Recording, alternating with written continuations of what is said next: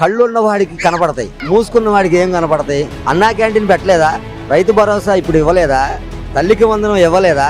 రోడ్లు వేసింది ఎవరు? ఇప్పుడు అమరావతి రాజధాని పరుగులెడటానికి కారణం ఎవరు? 5 సంవత్సరాలు నువ్వు పక్కన పెట్టావుగా. శ్మశానం అన్నావు, అడవి అన్నావు, మునిగిపోతుంది అన్నావు. మరి ఇప్పుడు ఈ వరదలు వచ్చినా వర్షాలు వచ్చినా ఏమొచ్చినా అమరావతి మునగలేదు కదా. 3 సిలిండర్లు గ్యాస్ పథకం ఇస్తున్నాడు చంద్రబాబు నాయుడు గారు కూటమి ప్రభుత్వం. నువ్వేమి ఇచ్చావు?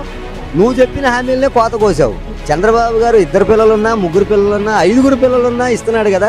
ఇప్పుడు సంతోషంగా ఉన్నారు ఆంధ్ర రాష్ట్ర ప్రభుత్వం. నీ ప్రభుత్వంలో ఇట్లా మేము ఈ రకంగా ఒక మీడియా వాళ్ళతో మాట్లాడాలంటే భయపడే సందర్భం ఉంది, కేసులు పెట్టిన సందర్భాలు ఉన్నాయి. ఇవాళ కూటమి ప్రభుత్వంలో నువ్వు వెళ్ళిపోయి అన్ని చోట్లకి నువ్వు విచ్చలవిడిగా జనాన్ని వేసుకొని తిరుగుతున్నా, నీకు పర్మిషన్లు ఇస్తున్నారు. అదే చంద్రబాబు నాయుడు గారు ఇంట్లో నుంచి బయటికి రానిలా తాళ్ళు పెట్టి కట్టేశారు.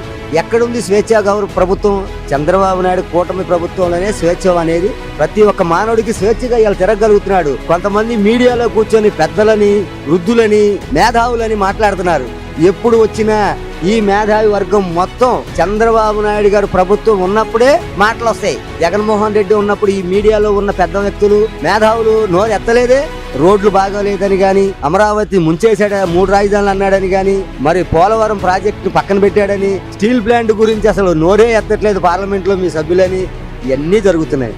మరి ఇప్పుడు కూటమి ప్రభుత్వం స్టీల్ ప్లాంట్ కి డబ్బులు తెచ్చింది, అమరావతికి నిధులు వచ్చినాయి, పోలవరం పరిగెడుతుంది, మరి విశాఖ జోన్ వచ్చింది. మరి నీకు అంత ప్రభుత్వం అన్ని అంగులు ఉన్నప్పుడు మరి నువ్వేం తేలేకపోయావు కదా.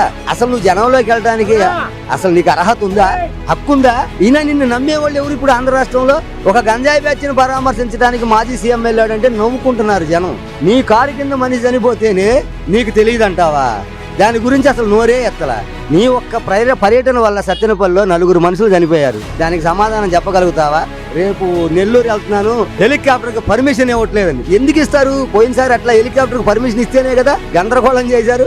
రేపు కూడా అదే జరుగుద్దేమో. కట్టడి చేస్తారు, కంపల్సరీగా కట్టడి చేస్తారు. చేయకుండా ఏమి ఉండరు. ఇవాళ ఆంధ్ర రాష్ట్రం సుభిక్షంగా ఉంది. ఇప్పుడు ఆంధ్రప్రదేశ్లో అందరూ ప్రజలందరూ సంతోషంగా ఉన్నారు అనేది నా వ్యక్తిగత అభిప్రాయం.